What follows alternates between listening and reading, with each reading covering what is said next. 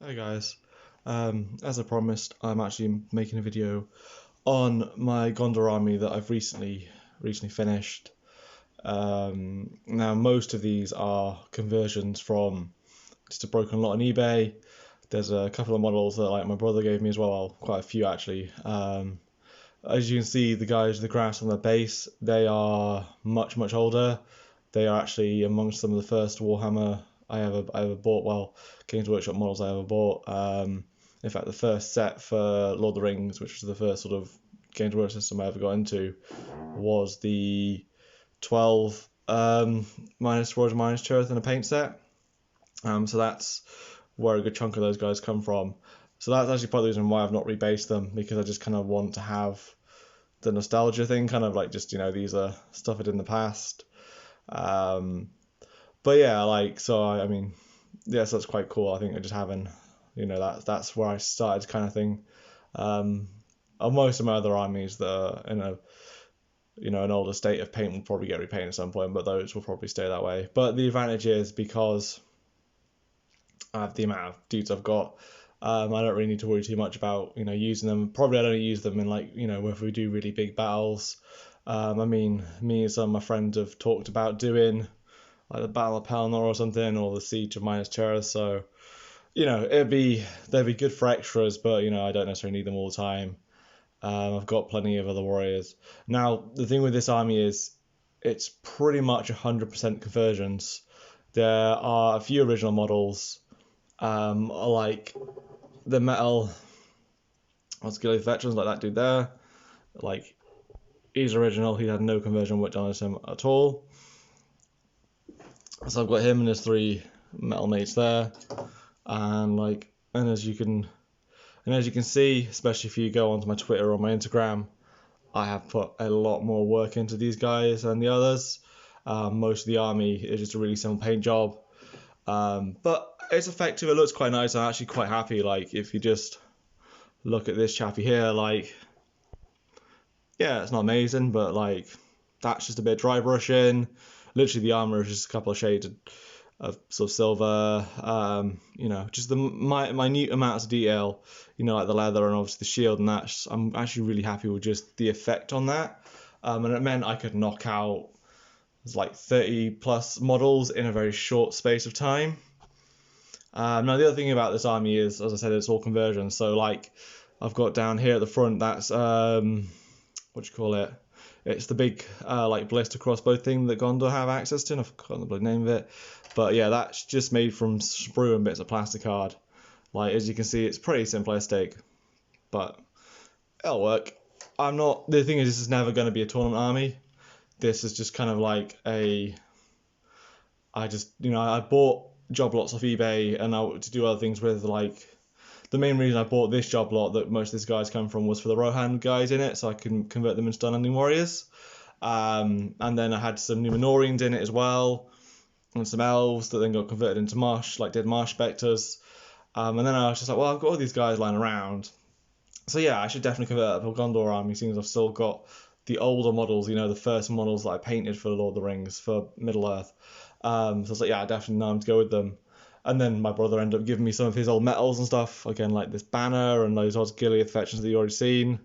So that's like super cool. I've got some very nice models in with sort of like the poorer quality ones. As you can see down here, I've got some more odd Gilead veterans, and these are all just converted from Warriors of Minas Tirith. See, that's a Rohan shield. Just the spear is a bit of brass rod and a bit of plastic card. I've actually seen some really good videos for making spears just out of like brush bristles. So actually, in the future, I might use those more often. But anyway, that's what I've done. Again, bows made from brass rodding. But yeah, like, especially like the steel brush bristles will probably work really well. And then I've got quite a few captain conversions. So there's him, which is just, I've just added a cape on the back of a warrior and I've raised them up a bit just for, just because I could, just because I thought it'd be fun. That's the bow guy. So here's another captain. Basically, I've replaced his arm from, I think, that's like a Dark Elf Corsair from Warhammer Fantasy Battle, which I just had in my bits box. Again, a little cape from Green Stuff. Yeah, you see the theme. And then I've actually converted some named characters, such as my Boromir of the White Tower, which I'm actually super happy with how he's come out. I decided obviously give him a helmet, you know, like I've tried making the horn from Green Stuff, which obviously is not great, but I'm quite happy with it really. And it's like, again, like I say, it's never going to be tournament army, but you know, for some more friendly games, it'll work very well. So this chappy here is my Faramir in heavy armor that I've converted up. So it's got a bow and a shield and stuff. And you see I've used like some Rohan shields for these guys. So I was kind of going off the theme that the actual model for Boromir of the White Tower still has a round scout shield. So I'm like, well, obviously Rohan Gondor use round shields. It's obviously established. And I was just like, well, maybe it's just sort of, you know, maybe Boromir has a particular preference for them. Maybe it's just that, you know, because they're not, I guess they're leaders, they're less likely to be the front of the shield wall. So it's more of a sort of a personal combat thing, you know. So maybe that's why they carry them, the smaller, the lighter. I mean, also it could just be because he's like riding it, you know, hundreds of miles. So that's why he's got it, because again, it's smaller, it's lighter. And so something else I've done is converted up Syrian of, what's it called? I've completely forgotten the name of the bloody place. It's the island that's further up from Osgiliath. I mean, I think he's a GW character anyway. But the reason I converted him up was because I've got Murendra, and I thought, oh, basically in the Lord of the Rings army book, they are green allies with a Minas Tirith force that includes Syrian. So I was like, oh, Kyrian actually, it should be Kyrian, not Syrian. But they are green allies with him, so I'm like, well, that mean I can play those guys as well. So there you go. So there's another army option I could do, is I could add a couple of dwarves in. But that army there, if you run it at the points that they're all meant to be, it's about 1,000 points. So pretty solid army. You know, if my friends want to have a really big Pelennor battle, well, that's already 1,000 points worth of Gondor. I mean, obviously I wouldn't be able to use the Boromir or something like that. But then, you know, if we're bringing in like Aragorn and stuff like that, something like, or you know, or Gandalf. So that's something as well. It's also an excuse for me to be able to buy a Gandalf the white at some point. And actually, there is one model I have that is missing, and that is probably the best model of all.